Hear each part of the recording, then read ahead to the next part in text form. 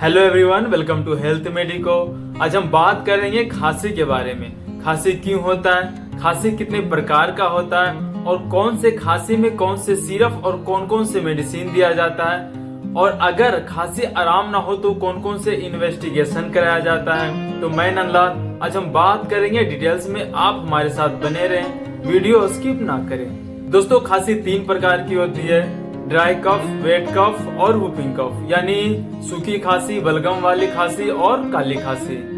अब मैं dry cough की बात करें तो ज्यादा गर्म चीजों को उपयोग करने से असावधानी के कारण लंग्स में कफ उत्पन्न होकर सूख जाता है और खांसने के टाइम स्पुटम बाहर नहीं आता, लेकिन ज्यादा खांसने के बाद थोड़ा सा म्यूकस बाहर आता है। ऐसे पेशेंट के चेस्ट में कंजेशन होता है और लंग्स के दोनों स्तर कहीं कहीं चिपक जाता है, जिससे कफ में साए साए की आवाज सुनाई देता है, खांसी बार बार उठता है और काफी पेन भी होता है। अब वेट कफ, बलगम वाली खांसी की बात करें तो बलगम वाली खांसी में स्पुटम ज्यादा निकलता है, क्योंकि आमतौर पर 1-2 दिन ड्राई कफ रहने के बाद रेस्पिरेटरी सिस्टम की म्यूकस मेम्ब्रेन में सेंसिटिव हो जाती है, जिससे म्यूकस ज्यादा निकलता है। और दोस्तों, अब बात करते हैं वूपिंग कफ के बारे में। वूपिंग कफ एक इन्फेक्शन बीमारी है। यह बैक्टीरिया वोर्डेटेला पर्टुसिस को होने से होता है। यह एक कम्युनिकेबल भी है, यानी एक दूसरे से फैल भी सकता है। और वूपिंग कफ में खांसते के टाइम कफ भी आता है, सांस लेने में दिक्कत भी होती है और खांसते के टाइम वूप की आवाज सुनाई देती है। तो फ्रेंड्स, हर किसी को इस बात की ध्यान जरूर देना चाहिए कि खांसी की सिरप और मेडिसिन स्टार्ट करने से पहले खांसी का वास्तविक कारणों का पता अवश्य लगानी चाहिए, ताकि पेशेंट को आराम जल्द मिले। और दोस्तों, हम खांसी की ट्रीटमेंट बताने से पहले हम बात कर लेते हैं कि खांसी हो जाने पे हम क्या खाना चाहिए, हमें क्या नहीं खाना चाहिए।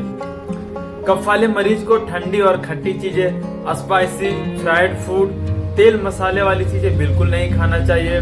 नॉर्मल खाना, गर्म पानी और बेड रेस्ट करना चाहिए। और एक बात का ध्यान जरूर देना चाहिए कि एलर्जी खांसी और सीजनल खांसी में लौंग और अदरक की चाय जरूर पीना चाहिए, इससे काफी हेल्प मिलता है। और दोस्तों, अब बात करते हैं ट्रीटमेंट की। अगर ड्राई कफ हो तो सिरप एस्कोरिल डी 10 ml सुबह, दोपहर, शाम, या फिर सिरप ग्रिलिंगटस 2 चम्मच सुबह, दोपहर, शाम दिया जाता है।